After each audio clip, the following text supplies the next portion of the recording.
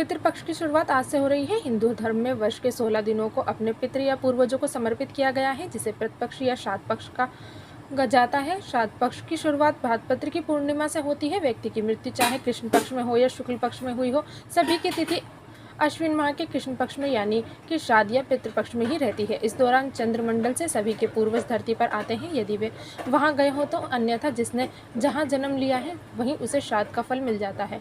आओ जानते हैं कि पूर्णिमा के दिन किसका श्राद्ध करते हैं। पूर्णिमा से लेकर अमावस तक श्राद्ध की 16 तिथियां होती हैं।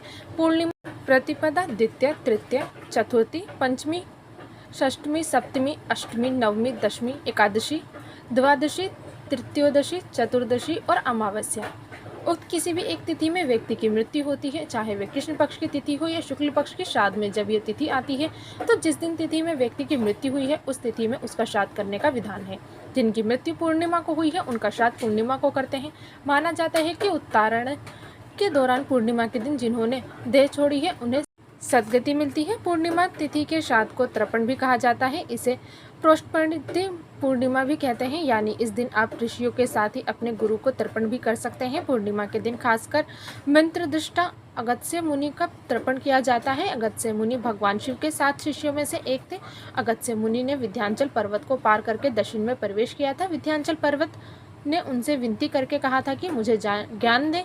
तब अगस्त्य मुनि ने कहा था कि मैं इधर से पुनः लौटूंगा तब ज्ञान दूंगा, तब तक तुम यहीं झुककर खड़े रहो।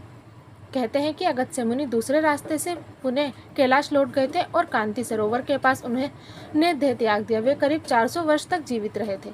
अगस्त्य मुनि ने ही संपूर्ण दक्षिण भारत में धर्म और संस्कृति को स्थापित किया था। अगस्त्य मुनि ने ऋषि मुनियों की रक्षा के लिए समुद्र को पी लिया था और 2 असुरों को खा गए थे। अगस्त्य मुनि के सम्मान में श्राद्ध पक्ष की पूर्णिमा तिथि को इनका तर्पण करके ही प्रतिपक्ष की शुरुआत की जाती है। अगस्त्य मुनि और पितृदेव आर्यमा को तर्पण दिए बगैर पितरों को श्राद्ध नहीं लगता है। यदि आपने अगस्त्य मुनि और पितरों के पंचायत का आह्वान नहीं किया है और पंचबलि क्रम नहीं किया है तो पितरों को श्राद्ध का फल नहीं मिलेगा और न ही उन्हें सद्गति मिलेगी। हिंदू धार्मिक शास्त्र के अनुसार 16 दिनों तक चलने वाला ये पितृपक्ष पूरी तरह से हमारे पितरों को समर्पित होता है। इस दौरान हम उनकी आत्मा की शांति के लिए श्राद्ध, तर्पण, पिंडदान, पूजा आदि करते हैं। इस दौरान विशेष तौर पर कौवों को भोजन कराया जाता है, क्योंकि ऐसी मान्यता है कि कौवों के माध्यम से भोजन पितरों तक पहुँच जाता है।